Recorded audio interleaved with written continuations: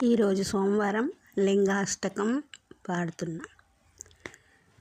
బ్రహ్మమురారిసురార్చితలింగం నిర్మలభాసితశోభితలింగం జన్మజదుఃఖవినాశకలింగం తత్ప్రణమామి సదా శివలింగం. దేవమునిప్రవరార్చితలింగం కామదహనకరుణాకరలింగం రావణదర్పవినాశకలింగం తత్ప్రణమామి సదా శివలింగం.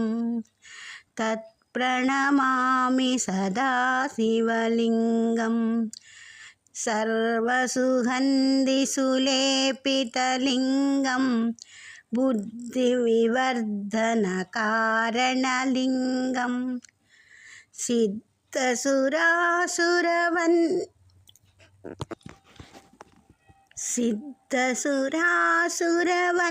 సిద్ధసురాసురవందితలింగం తత్ప్రణమామి సదా శివలింగం. తత్ప్రణమామి సదా శివలింగం. కనకమహామణిభూషితలింగం పణిపతివేష్టితశోభితలింగం దక్షసుయజ్ఞవినాశనలింగం తత్ప్రణమామి సదా శివలింగం. తత్ప్రణమామి సదా శివలింగం.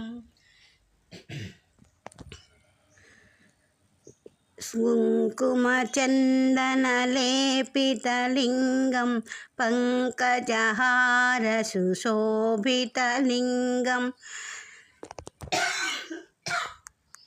సంచితపాపవినాశకలింగం తత్ప్రణమామి సదా శివలింగం. తత్ప్రణమామి సదా శివలింగం. దేవగణార్చితసేవితలింగం భావైర్భక్తిభిరేవ చ లింగం దినకరకోటిప్రభాకరలింగం తత్ప్రణమామి సదా శివలింగం. తత్ప్రణమామి సదా శివలింగం.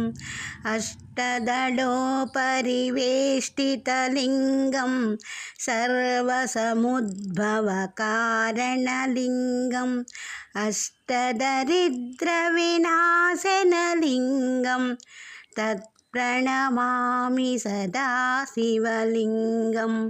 తత్ప్రణమామి సదా శివలింగం.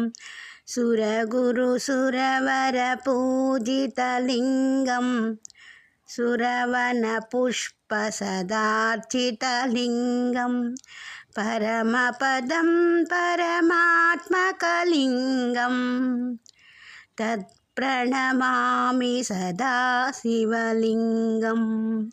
తత్ప్రణమామి సదా శివలింగం.